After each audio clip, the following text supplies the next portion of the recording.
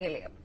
तो आज देश में कई सारे बदलाव हो सकते हैं। चलिए आगे रुख करते हैं अगली खबर का। कौशाम्बी जिले में डेंगू का प्रकोप लगातार बढ़ रहा है। बीते 3 दिन की अगर हम बात करें तो डेंगू के मरीजों की संख्या में इजाफा हुआ है। ये संख्या बढ़कर 12 हो चुकी है, जबकि एक व्यक्ति के इलाज के दौरान मौत हो चुकी है। वहीं मूरतगंज ब्लॉक के बलीहावा गांव में 100 से ज्यादा लोग बुखार से पीड़ित हैं, जहां स्वास्थ्य विभाग की ओर से जांच के लिए कैंप लगाया गया है।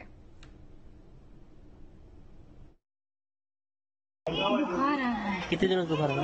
4 दिन से। इलाज कहाँ करवाएं आराम नहीं हो रहा?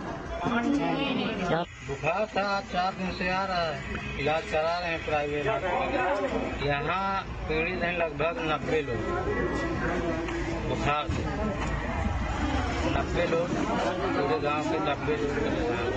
कम से कम 200 लोग डेंगू पीड़ित, मतलब आज 1 हफ्ता से, और यहाँ कोई नहीं आया। आज ये टीम आई है बलिहाव में, कुछ डॉक्टर आए हैं दवा करने के लिए। 1 हफ्ता से हमारे इतने लोग ज्यादा नहीं, कम से कम 200 लोग बीमार है, छोटे बच्चे बूढ़े जवान। 3 दिन के अंदर 5 केसेज और 2 केसेज 7 केसेज बढ़ गए हैं। कुल 12 केसेज हैं हमारे जनपद कौशाम्बी में। अभी आज के डेट में 12 में से 11 रोगी जो हैं हमारे जनपद में रह रहे हैं। एक मरीज जो यहाँ का शाहजादपुर कड़ा ब्लॉक का था, वो क्रोनिक रीनल फेलियर का मरीज था। गुर्दा दोनों उसके फेल हो चुके थे। मेदांता लखनऊ में उसकी डायलिसिस होती थी, उसी बीच में हो सकता है संक्रमण वहीं पर हुआ हो, उसकी डेथ हो गई है। इसके अलावा हमारे जनपद में डेंगू से किसी मरीज की डेथ नहीं हुई है। हमारी जो डिस्ट्रिक्ट की ब्लॉक की टीम है उसमें 2 डॉक्टर, फार्मासिस्ट, पैरामेडिकल, एलए सभी सतत वहां पर कैंप किए हुए हैं। डेंगू के केसेज वहां पर नहीं निकले। हाँ, फीवर के केसेज हैं और फीवर के केसेज को दवा भी दी जाती है, उनकी स्लाइन बनानी जाती है। और 6 जांच जो हमारा होता है डेंगू, चिकनगुनिया, मलेरिया, ये इन सब जांचें भी उसकी कराई जा रही है। और अब वहां पर स्थिति सामान्य है।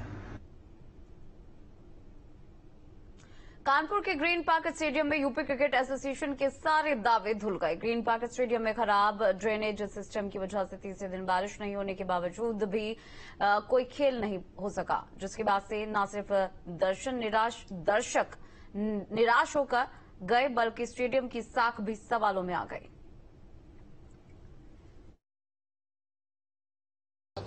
यूपीसीए का जो पिच क्यूरेटर था, इसने अनट्रेंड लोगों को मैदान में कर्मी बना करके रख लिया था, जिनको ये बिल्कुल भी जानकारी नहीं थी कि कौन सा कवर किस एरिया पे और कितने समय पे उसको पैच पे लगाना है। सबसे मुख्य कारण यही था जिससे पानी भर गया। और इन्होंने सुपर सॉपर का प्रयोग भी जो है वो सही समय पे नहीं किया, क्योंकि उसको पहले वाइपर से खींच लेते तो शायद सुपर सॉपर बहुत जल्दी पानी खींच सकता था ऊपर। मेरा अपना ये मानना है। बाकी ड्रेनेज सिस्टम तो बदहाल अवस्था में है। और सबसे बड़ी चीज ये मैं बताऊं आपको कि बिना बारिश के एक दिन मैच न हो पाना, ये किसी भी टेस्ट सेंटर में शायद पहली बार हुआ है ऐसा। ग्रीन पार्क में भारत और बांग्लादेश के बीच टेस्ट सीरीज का दूसरा मैच खेला जा रहा है। इस मैच में 2 दिनों तक खेल नहीं हो सका।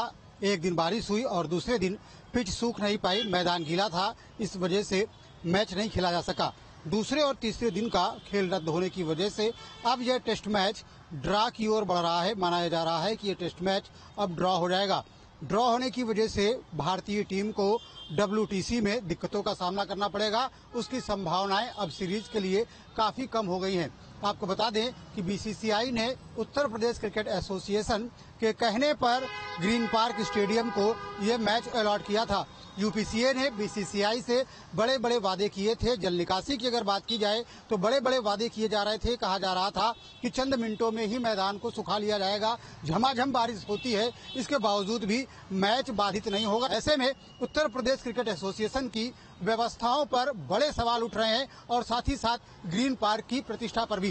ग्रीन पार्क को ऐतिहासिक मैदान माना जाता है, लेकिन जिस तरीके से उत्तर प्रदेश क्रिकेट एसोसिएशन ने आधी अधूरी तैयारियों के साथ इस मैच का आयोजन किया, ऐसे में ग्रीन पार्क की प्रतिष्ठा भी सवालों के घेरे में आ गई है।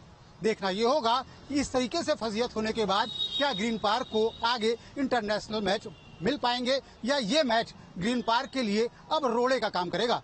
वीडियो जर्नलिस्ट अभिषेक सिंह के साथ श्याम तिवारी, न्यूज स्टेट कानपुर।